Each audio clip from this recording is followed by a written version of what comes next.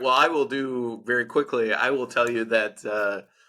So what I hope people will gain from our podcast will be an opportunity to look into an area that, unfortunately or fortunately for us, most Americans don't know about, and most collectors of American coins and really don't have a good idea or understanding that this is something that's available, something that's possible to collect.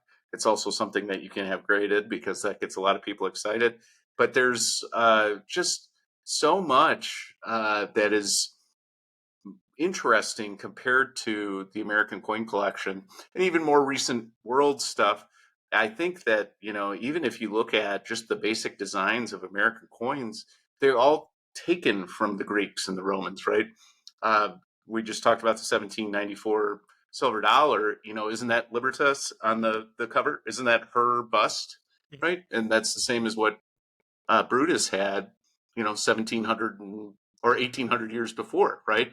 And so much of that, the reverses of the coins, they all have the same kind of art, and they take it from that period. So it's very easy to connect the dots and say, this is where that design originally came from and why they used it at the time. But I just, we really, every time I look at something and pay close attention, something will catch my eye. And I'll be like, I don't know anything about that. How do I find out more about that? And then, you read a book on it. And one of the things that I always do, and it's probably poisonous for me, but if I'm reading a book, like let's say I, Claudius, right? Or uh, the second, what is that? Claudius the God, the second novel. Anyway, they mentioned coins. And so in my head, I'm like, how do I get that? How do I hold a piece of history that's specifically mentioned in a book specifically about it?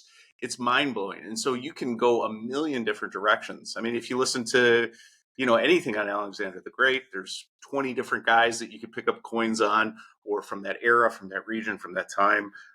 It's an easy way to spark your interest in something that you don't easily connect to, but then once you do, and you understand how the world kind of transpired and came here, it's really a great way to connect yourself with generations and generations before us, and you start to realize how advanced we got up until kind of the fall of Rome.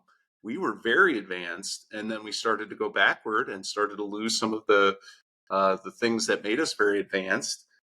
Thank God for the Muslim Renaissance and the Macedonian Renaissance and all of that kind of stuff.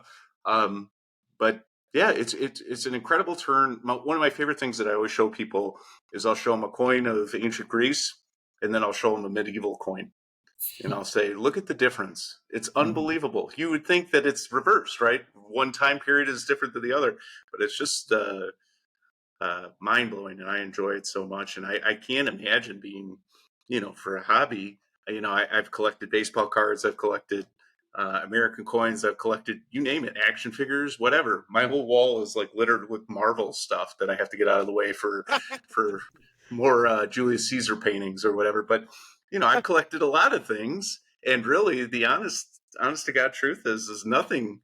A 1952 Mickey Mantle, it just doesn't, it's got no weight to me anymore. It doesn't feel valuable. It feels like a piece of cardboard from 70 years ago.